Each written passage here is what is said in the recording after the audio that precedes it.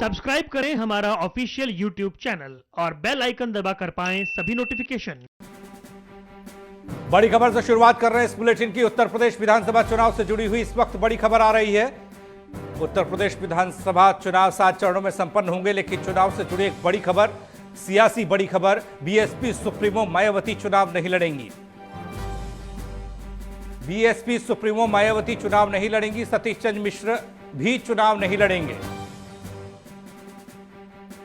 अमित पाठक जुड़ रहे हैं हमारे साथ, हमारे सहयोगी। अमित, उत्तर प्रदेश में कई मुख्यमंत्रियों को लेकर यह कहा जाता रहा है कि वो चुनाव नहीं लड़ते हैं, वो बैकडोर से मुख्यमंत्री बनते हैं, और मायावती की तरफ से अब ये खबर कि वो चुनाव नहीं लड़ेंगी।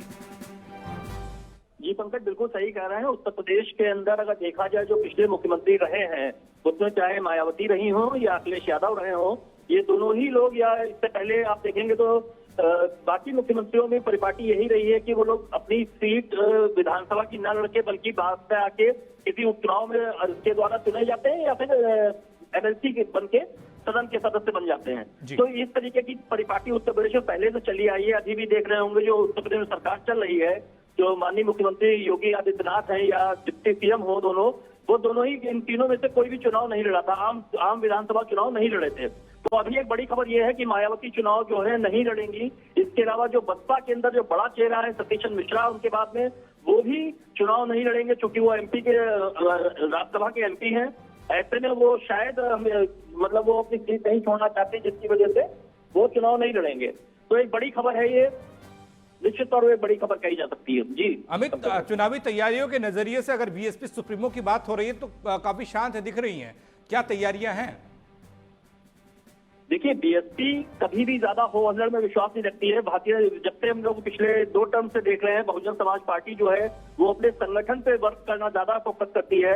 और क्योंकि जिस तरीके से पिछले विधानसभा चुनाव में उनका जो वोट बैंक है, जो कि मायावती का अपना वोट बैंक हुआ करता था, जैसे सड़क गया था, पिछली बार बीजेपी के साथ चला गया था, उसके ऊपर इस बार संगठनात्मक ढांचे पे काम कर रही है, उस संगठन को मजबूत करने पे काम कर रही है। उनके पदाधिकारी, इनके कोऑर्डिनेटर्स लगातार अपने क्षेत्रों में लग के लोगों को वापस बीएसपी की तरफ लाने के तरफ काम कर रहे हैं।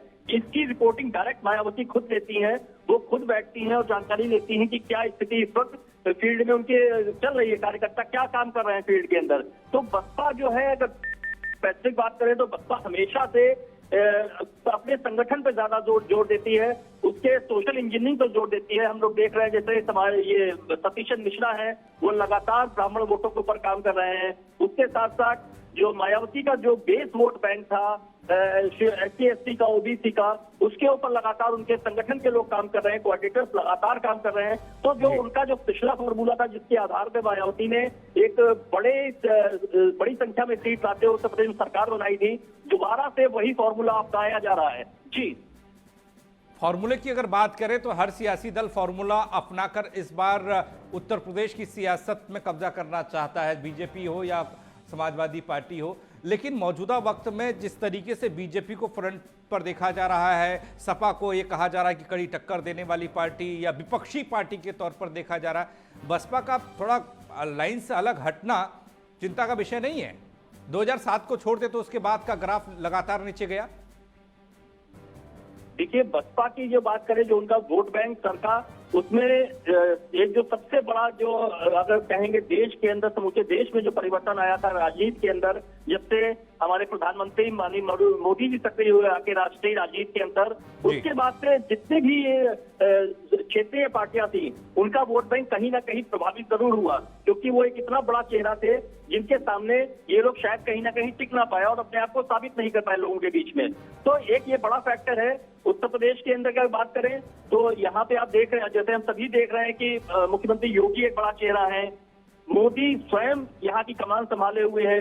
इसके साथ साथ पूरा ढांचा जो है उत्तर प्रदेश सरकार का, अपनी बातों को लेके लोगों के बीच जाने का पूरा उन्होंने काम कर रहे हैं। उनकी लगातार यात्राएं चल रही हैं, जन विश्वास यात्रा रही हो या जगह जगह उन्होंने, अभी आज से उनका कार्यक्रम शुरू हुआ है, घर घर जाके पांच लोगों की टोली बना के जनसंपर्क अभियान का शुरुआत करी है। अपनी योजनाएं जो सरकार ने, चाहे केंद्र की रही हो चाहे राज्य की रही हो, उससे लोग कैसे लाभान्वित हुए इसको पहुंचाने की बात उन लोगों ने शुरू कर दी है। तो फील्ड में उतर के लोगों के बीच जाके, चूंकि इस बार कोविड का भी एक माहौल है जिसको देखते हुए गाइडलाइंस जारी करी गई है चुनाव आयोग की तरफ से, उसका पालन करते हुए भारतीय जनता पार्टी अपने एक फॉरवर्ड स्टेप रखते हुए, जैसा कि हम लोग हमेशा देखते हैं भाजपा जो है वो एग्रेसिव राजनीति करती है, वो अपने पहला कदम वो बढ़ाती है, उसके पीछे सब उसको फॉलो करने की कोशिश करते हैं। तो भारतीय जनता पार्टी की वजह से जो उन्होंने एक जनाधार बनाया, जिसकी वजह से बसपा का वोट बैंक बुरी तरीके से खटका था, उसके बाद से बसपा की जो हालात है वो हम लोगों के सबके सामने है।